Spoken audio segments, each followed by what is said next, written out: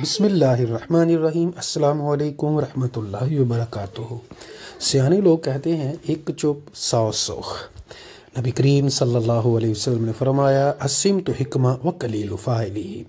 خاموش رہنا بڑی ہی ذہانت کی علامت ہے، سمجھداری کی علامت ہے، لیکن اکثر لوگ اس پہ عمل نہیں کرتے۔ وقلیل فاعلہ۔ معزز سامعین، انسان کا پتہ چلتا ہے جب وہ بولتا ہے کہ وہ کیا بول رہا ہے، اور جب انسان اگر تو نیکی کی بات کر رہا ہے تو وہ ثواب ہے، لیکن اگر وہ نیکی کی بات نہیں کر رہا تو یقیناً وہ گناہ ہوتا ہے۔ اکثر لوگ اس چیز کا خیال نہیں رکھتے اور اپنے آپ کو وہ تباہ کر رہے ہوتے ہیں۔ بڑی سادہ سی بات ہے، صرف اپنی خواہشات کو کنٹرول کرنا ہے۔ اگر آپ کے پاس کوئی اچھی بات ہے تو کریں، ورنہ انسان خاموش رہے۔ نبی کریم صلی اللہ علیہ وسلم سے پوچھا گیا کہ یا رسول اللہ صلی اللہ علیہ وسلم، جو ہم باتیں کرتے ہیں تو کیا اس کے بارے میں ہم سے پوچھا جائے گا؟ حضور نے فرمایا ہاں حال یکب الناس اللہ حسائد السناتہم، کہ اکثر لوگ جو جہنم میں جائیں گے اس کی ایک وجہ یہ ہوگی کہ ان کی زبان کی تیزیاں ہوں گی۔ بڑی دفعہ ایسا ہوتا ہے کہ گھروں کے گھر بکھر جاتے ہیں، تباہ ہو جاتے ہیں، کیوں؟ انسان اپنی زبان پہ کنٹرول نہیں کرتا۔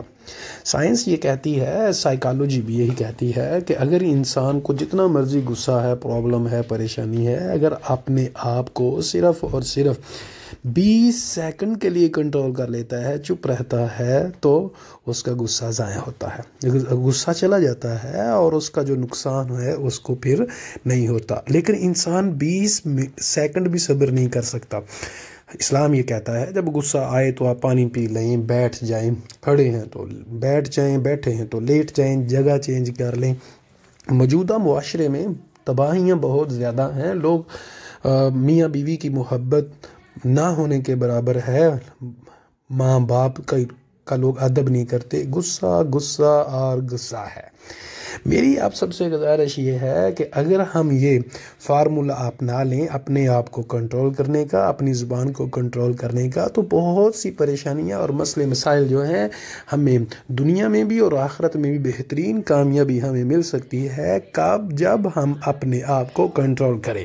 نبی کریم صلی اللہ علیہ وسلم نے فرمایا جو من کان یؤمن باللہ والیوم الآخر فلیقل خیرا او لیصمت۔ فرمایا کہ جو بھی تم میں سے کوئی ایمان رکھتا ہے اللہ پر اور آخرت کے دن پر، اسے چاہیے اچھی بات کرے، فلیقل خیرا او لیصمت، یا خاموش رہے۔